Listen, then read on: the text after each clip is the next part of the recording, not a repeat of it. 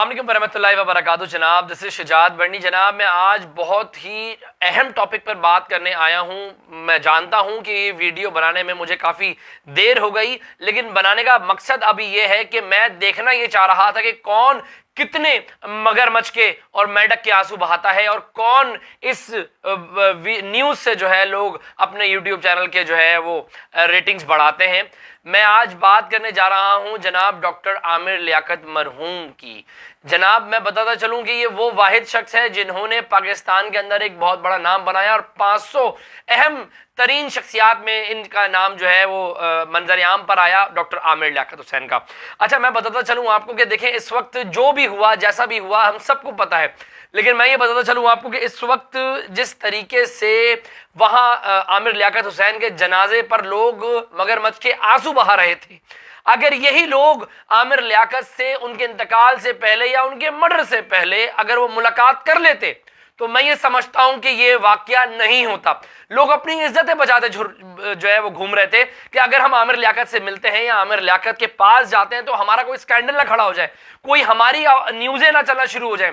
تو میں یہ بتاتا چلوں کہ اس وقت کہ عامر لیاقت ایک بہت بڑا نام تھا، ہے اور رہے گا، لیکن مجھے افسوس صرف اس بات پر ہے کہ وہ تمام ادارے جو ڈپارٹمنٹس سائبر کرائم ہو گیا اور دوسرے ادارے ہو گئے، وہ کہاں پر ہیں؟ وہ کن خواب خرگوش کے مزے لے کے سو رہے تھے؟ مجھے ابھی بھی حیرت اس بات پر ہے کہ اب تک کوئی ایکشن نہیں ہو پایا۔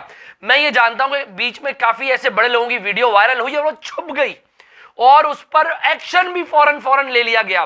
تو اس ویڈیو پر ایکشن یا اس کلپ پر عامر لیاقت کی ایکشن کیوں نہیں لیا گیا؟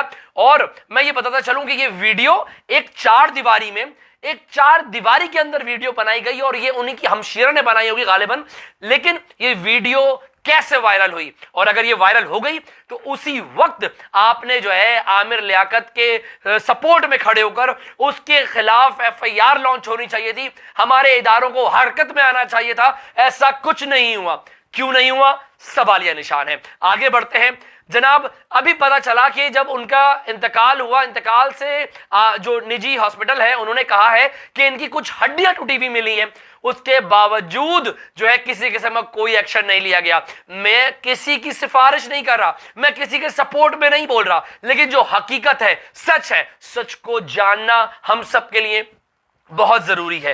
تو میں بتاتا چلوں آپ کو کہ کیا عامر لیاقت کا صرف یہی قصور تھا کہ اس نے ایک غریب گھرانے میں شادی کری؟ ایک کروڑ پتی ہونے کے باوجود غریب گھرانے سے اپنی ایک عورت کو لے کر آیا، میں جانتا ہوں، لیکن شادی کری تھی، اس نے ایک سنت ادا کری تھی۔ اب وہ خبیث عورت جس طریقے سے بھی نکلی، اس بات پر ہم جو ہے نا خاموشی ہو سکتے ہیں، لیکن میں خاموش نہیں رہوں گا، کیونکہ اس وقت اس کو میں مرڈر قرار کہوں گا۔ جب دنیا کو پتا تھا کہ اس کو اس طریقے کی ویڈیوز جو ہے وائرل کی گئی ہیں، اس کو جو ہے نشانہ بنایا جا رہا ہے۔ عامر لیاقت صاحب ویسے ہی بہت جولی بندہ تھا، دل پھیک بندہ تھا، ہر کوئی دل پھیک بندہ ہوتا ہے۔ بات یہ کہ مجھے خود افسوس ہے کہ میں خود عامر لیاقت صاحب کے جنازے میں شامل نہیں ہو سکا، صرف کچھ وجوہات تھی جس کی بنا پر میں کراچی میں نہیں تھا، لیکن ساتھ ہی ساتھ جب مجھے یہ پتا چلا کہ جب عامر لیاقت کے انتقال کے بعد وہ لوگ آئے جو لوگ اس کے انتقال سے پہلے ملنا پسند نہیں کرتے تھے، تو میں یہ سمجھتا ہوں کہ اب کیا فائدہ، جو چلا گیا وہ چلا گیا، اس کے بعد کیا رونا کیا رانا۔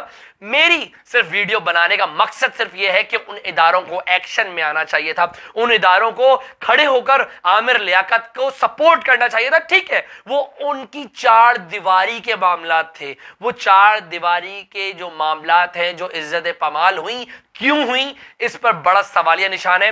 میں یہ جانتا ہوں کہ انہوں نے شادی کری، بتاشا کری، کم عمر سے کری، ہم اس بات کو پوائنٹ آؤٹ نہیں کر سکتے۔ عامر لیاقت صاحب اللہ تعالیٰ ان کو جنت فردوس میں اعلیٰ مقام عطا کرے، اور وہ جہاں پر ہیں بہت خوش ہیں، سکون میں۔ میں نے ابھی بھی سوشل میڈیا پہ دیکھا کہ وہ بندہ جا چکا ہے، اس کے باوجود اس کے اوپر لعن طعن کی جا رہی ہے۔ پانچوں انگلیاں برابر نہیں ہوتی، ہر انسان کے اندر کچھ خوبیاں خامیاں ہوتی ہیں، لیکن میں اس ویڈیو کو اپنے چینل کے توسط سے، اس ویڈیو کے توسط سے میں کہنا چاہتا ہوں کہ دانیہ شاہ پر فوراً FIR لانچ کی جائے، کیونکہ عامر لیاقت کا قطع قاتل جو ہے یہ دانیہ شاہ ہے۔ اور اس طریقے سے میں بات کرتا چلوں کہ جس طریقے سے 2 روپے والے چینلز نے عامر لیاقت صاحب کی جو دھجیاں اڑائیں عزت کی، میں یہ سمجھتا ہوں کہ وہ بغیرت کون ہے کہ اپنی ریٹنگ کے چکر میں، اپنے ڈالر کے چکر میں ایک ایسی شخصیت کی آپ نے دھجیاں اڑائیں۔ ٹھیک ہے، میں بار بار یہی کہہ رہا ہوں کہ ہر انسان پانچوں انگلیاں برابر نہیں ہوتی ہیں، ہر انسان کے اندر کچھ خوبیاں خامیاں ہوتی ہیں۔ اچھا سب چھوڑیں، مجھے صرف یہ بتائیں کہ عامر لیاقت نے غلط کیا کرا تھا، مجھے صرف اس بات کا سوال کوئی دے، مجھ کو جواب بتائے کہ عامر لیاقت نے غلط یہ کرا تھا کہ 3 شادیاں کر لی تھیں، وہ تو ہر کوئی جائز ہے، دوسرا کم عمر سے کر لی تو یہ بھی جائز ہے، کوئی مسئلہ نہیں تھا، نکاح کرا تھا۔ مجھے یہ بتائیں کہ لوگ اپنی پروسٹیٹیوشن کے ساتھ جو ہے ویڈیوز وائرل ہو رہی ہیں، ان پر تو آج تک ایکشن نہیں لیا۔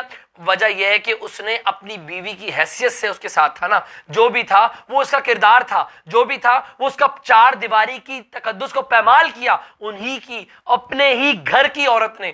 تو میں یہ سمجھتا ہوں کہ یہ بڑا ناجائز تھا۔ میں بار بار اپنے اداروں سے ہاتھ جوڑ کر ریکویسٹ یہ کرتا ہوں کہ جو شخص تھا وہ چلا گیا، لیکن اس کی کارروائی رکنی نہیں چاہیے، اور مجھے امید ہے کہ ادارے ضرور ایکٹیو ہوں گے۔